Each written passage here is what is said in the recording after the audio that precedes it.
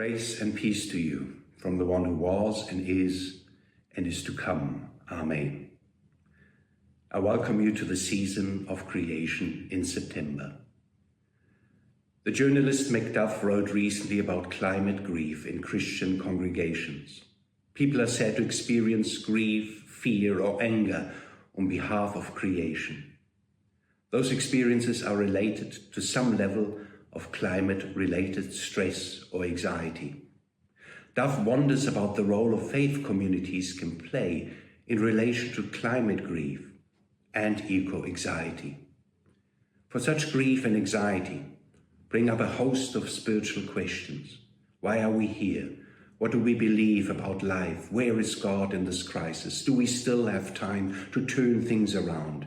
And if we do, will we muster the courage and determination needed? Claudio Carvalhes, who teaches worship and practical theology at Union Theological Seminary in New York, highlights the need for collective processing of our grief and anxiety. He's adamant that this is the one thing the churches can offer as a counterculture. It is about reassuring, especially the younger generation, that they're not on their own, and that faith communities see themselves as collectives standing together in solidarity with each other. To acknowledge such climate grief and offer spaces to process it is seen to be particularly important for the younger generation. Talita Aho, a Presbyterian minister in San Francisco, wrote a book with the title In Deep Waters, Spiritual Care for Young People in a Climate Crisis. She maintains that young people are facing difficult spiritual questions without the necessary language or tools to respond to them. She uses the climate emotions scale from environmentalist Isaiah Hernandez to help young people name and understand their emotions and mental health related issues. Hernandez developed a climate scale framework with 9 earth emotions to validate climate grief. I'm briefly listing them here for those interested to pursue the topic further. Oitiera, the interconnectedness of the whole. Soliphilia, the love for place. Solastalgia, the sorrow for place. Eco-anxiety, the anxiety for the earth. Ecophobia, the detachment of response and action. Eco-guilt, the regret of knowing you could have done more. Eco-grieving, the tears for earth. Terra trauma, the pain of the earth. Eco-rage, the anger towards colonial systems. Reverend Talita Aho also makes a helpful distinction between actions that require her save the world energy and those that simply require her faithfulness energy. Those terms are most helpful to think about the different responses available to us. Some of those responses are not about saving the world, but self-care and the ability to treasure what continues to inspire wonder, joy, and gratitude. It is along those lines that Claudio Carvalhes encourages us to look for both the emergencies, the places where we must mourn or fight for justice, and the emergences, the places that in spite of it all are still flourishing, are still blossoming, even though the seasons are all messed up. I see a similar strategy at work in the first creation story at the beginning of our Bible. The authors of this creation story were certainly not interested in convincing us that the world was made in 7 days. They did not try to make scientific pronouncements about the origin of the world and the universe. Ancient Oriental and biblical creation stories are not concerned with the scientific quest for the when and how of the universe's origin. They rather ask what it means that there is a world at all, full of life, with human beings, animals, and plants. Indeed, why is there something at all instead of there being nothing at all? The biblical creation story invites us to think theologically about this world. What does it mean to believe in a creator God? Can this God be trusted to work with us and not against us? Will this God be a safe refuge for those anxious and grieving, hoping to tap into their faithfulness energy? And can this God be a source of the kind of love that helps us build resilience and activate our save the world energy? It is only when we are able to recognize the radical difference between scientific research and ancient Oriental creation stories that we'll be able to perceive the spiritual depth and beauty of our biblical creation story. Its scribes do not try to offer scientific explanation, but rather an inspired proclamation that this Creator God is with us in both the emergencies and emergences of life. There's plenty of scholarly evidence which suggests that our first creation story in the book of Genesis was composed during or shortly after Israel's devastating crisis in Babylonian exile from 587 to 539 BCE. The Babylonian Empire had completely destroyed Jerusalem and its temple. Thousands of Jews were killed and thousands fled to Egypt or were deported to Babylon. The land was burned and barren. It was a catastrophe, and the Israelites would have had every good reason to doubt that there is any meaning and purpose in life. How were they to hold on to their belief in God while being crushed by displacement and unbearable suffering? It will have broken many of them. It is into this context of despair and hopelessness that some who mustered the courage and vision to write this first biblical creation story, imagining God as the creative spirit committed to create order out of chaos. In the beginning, God created heavens and the earth. Now the earth was formless and empty, in Hebrew, tohu vabohu.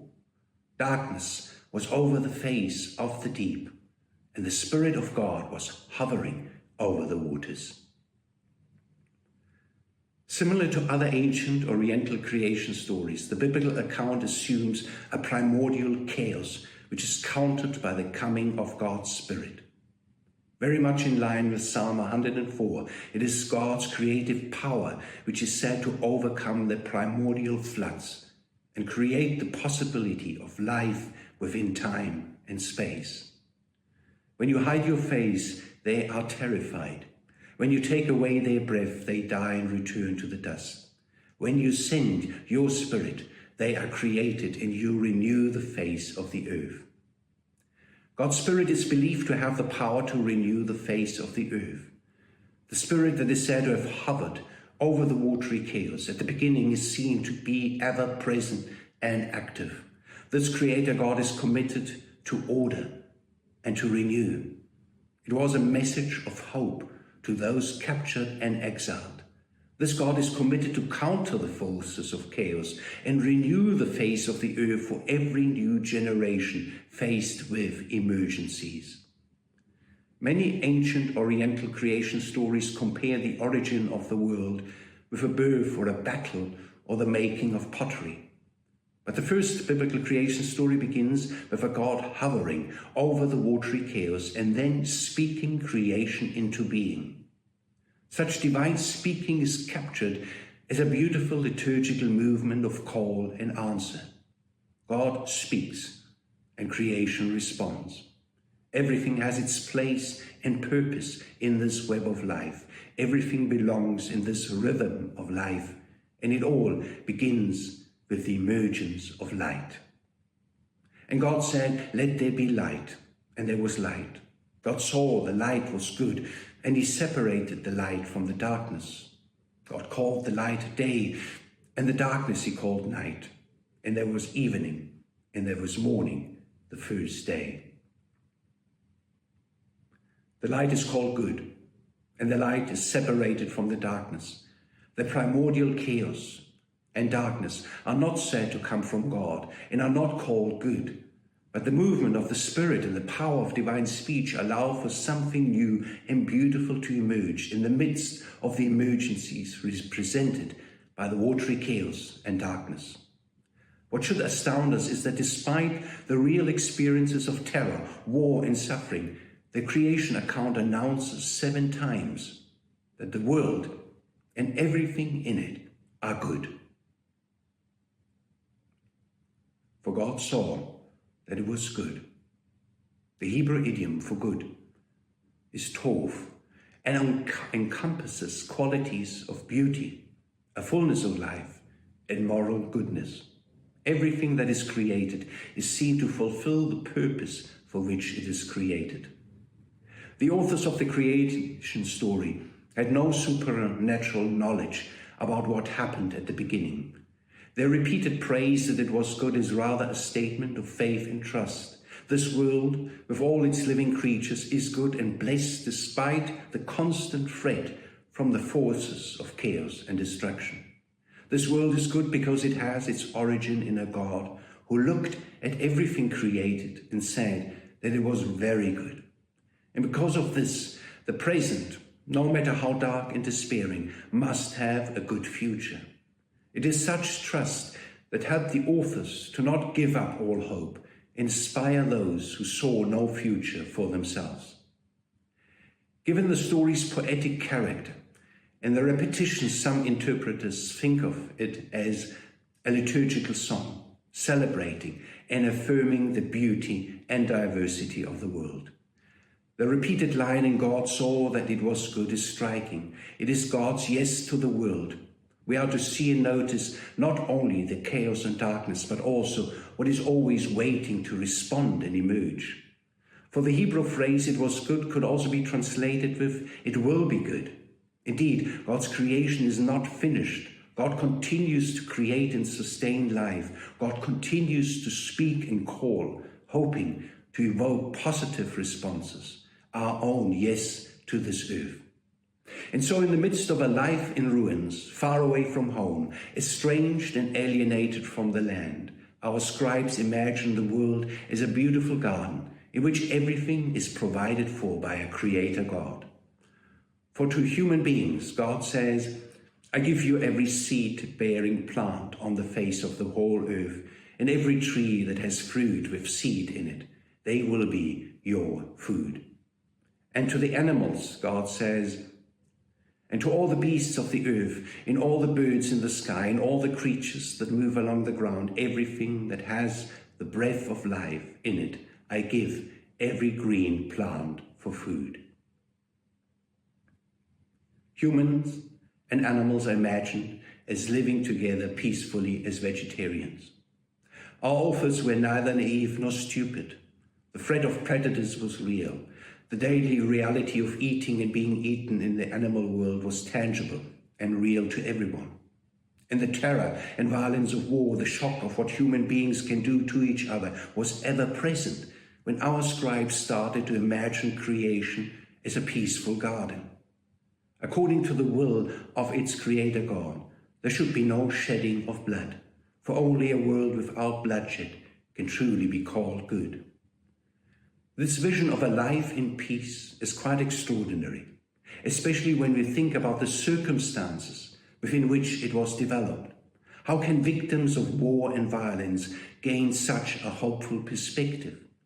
They see and smell the burned earth, and yet they believe in the possibility of another way of life together in harmony and peace.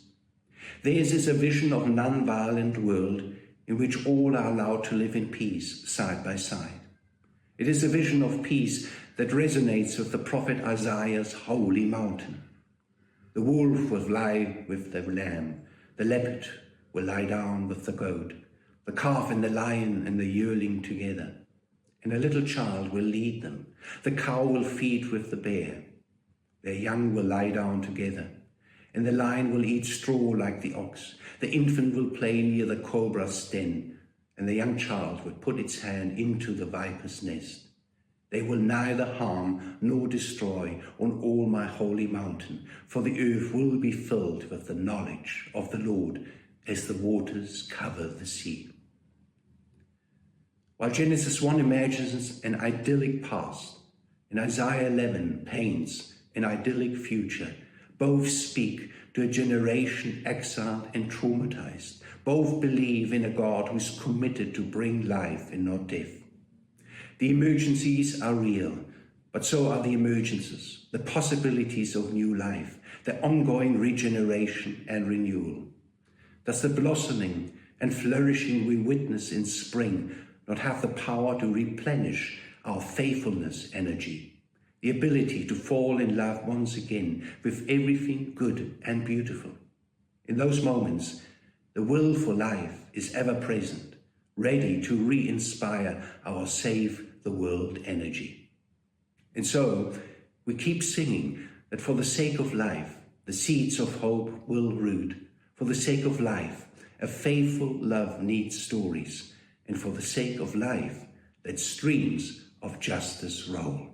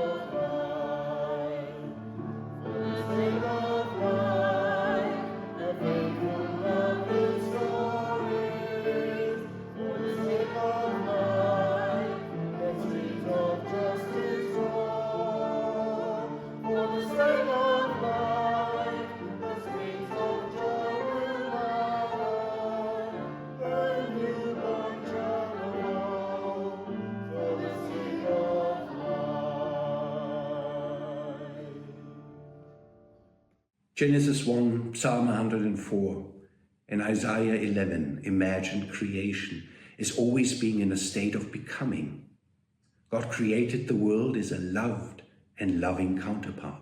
This God did not just initiate something at the beginning of time, but is also the very ground of our being that sustains all that lives and grows. The creation story was written after the account of the Exodus. It is the God of the Exodus, the liberator God, who is now also celebrated as the creator God, present at all times as the Spirit which creates order out of chaos and seeks to renew the face of the earth. The story follows the pattern of 6 working days, with the 7th day being the day of rest. The sequence is based on a commandment given in the book of Exodus. 6 days you work, but on the 7th day do not work, so that your ox and your donkey may rest, and so that the slave born in your household and the foreigner living among you may be refreshed. It is this familiar weekly pattern that becomes the model for God's very own creative process, working each day of the week and resting on the Sabbath.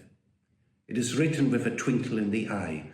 We are not meant to take this literally, as if God worked 6 days times 24 hours in order to create the world.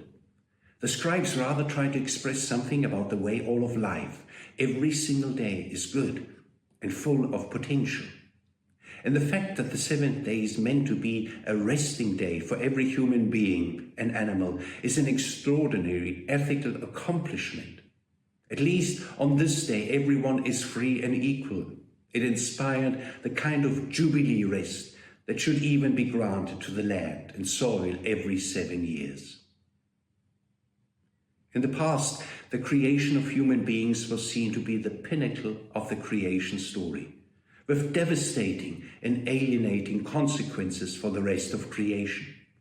And in overemphasizing humanity's alleged superior position in creation, the very fragility and vulnerability human beings share with the animals and plants became more and more neglected. It is the illusion of independence and autonomy that made us blind to the way all of life is interconnected and interdependent. Meanwhile, the real culmination of creation story is not humankind, but the Sabbath, the 7th day, a day of rest for all, a state of being free from having to be productive interrupting at least for a moment the cycles of exploitation and domination. No wonder that the rabbis thought of the world to come as an eternal Sabbath. It is of the sanctification and blessing of the Sabbath that creation reaches its goal. We do not live to work, but we work to live into a fullness of life that affirms the dignity and beauty of everything created. The creation story, with its liturgical movement of call and response, formed an important part of Israel's self-understanding. Human beings are called to be responsive, to be co-creators, and to participate in the process of creating order out of chaos, trusting the emergence of something good, beautiful, and life-giving every single day. Do we not witness such responsiveness and participation also in Jesus' life and ministry? It begins with his calling at the river Jordan, where the Spirit of God descends on him in the shape of a dove. The Spirit is then said to have led him into the wilderness, where he had to resist the forces of chaos and destruction. He then returns to Galilee in the power of the Spirit, where he begins his ministry in the synagogue of Nazareth by reading from the scroll of the prophet Isaiah, marking the beginning of a new exodus. The Spirit of the Lord is on me because he has anointed me to proclaim good news to the poor. He has sent me to proclaim freedom for the prisoners and recovery of sight for the blind, to set the oppressed free, to proclaim the year of the Lord's favor. We witness the same Spirit that hovered over the watery chaos at work in Jesus' ministry. It is the same Spirit the psalmist praises as being able to renew the face of the earth. And Jesus firmly believed that the same Spirit that renews the face of the earth is also able to renew the human heart and open the door to the kingdom of God. And do we not meet in Jesus a divine presence which is not removed and indifferent, but deeply involved with creation? Do we not meet in Jesus a divine presence which is not self-sufficient, but always seeking connection and relationship? And does the Apostle Paul not take comfort in the fact that God's Spirit is also the one sighing from deep within us and from every part of creation, praying for us and collaborating with us towards a new creation, an eternal Sabbath? Indeed, God is always both in heaven and on earth, Father and Mother, breath of life and greening power. Jesus clearly embodied God's yes to this earth and inspired some theologians to boldly affirm the earth as our mother and God as our Father. This also comes through in the writing of the theologian, pastor, and martyr Dietrich Bonhoeffer, who joined the resistance against Hitler and the Nazi regime. It was in prison when he once again affirmed the goodness of God's creation and referred to the earth as our mother. In December 1944, he wrote a poem in the dungeon beneath the Gestapo's Berlin headquarters. It is part of his final letter to his fiancée Maria von Wedemeyer, and holds together both the emergencies and emergences of life, both the need to mourn and fight for justice and the desire to appreciate all the goodness and beauty of life. By faithful, quiet powers of good surrounded, so wondrously consoled and sheltered here, I wish to live these days with you in spirit and with you enter into a new year. The old year still would try our hearts to torment. Of evil times we still do bear the weight. O Lord, do grant our souls, now terror-stricken, salvation for which you did us create. And should you offer us the cup of suffering, though heavy, brimming, full, and bitter brand, we'll thankfully accept it, never flinching from your good heart and your beloved hand.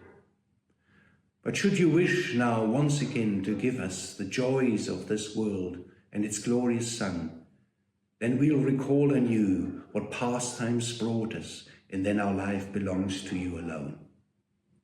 The candles you have brought into our darkness, let them today be burning warm and bright. And if it's possible, to reunite us. We know your light is shining through this night. When now the quiet deepens all around us, oh, let our ears that fullest sound amaze of this, your world invisibly expanding, as all your children sing highly hymns of praise. By powers of good, so wondrously protected, we wait with confidence befall what may. God is with us at night and in the morning, and oh, most certainly on each new day.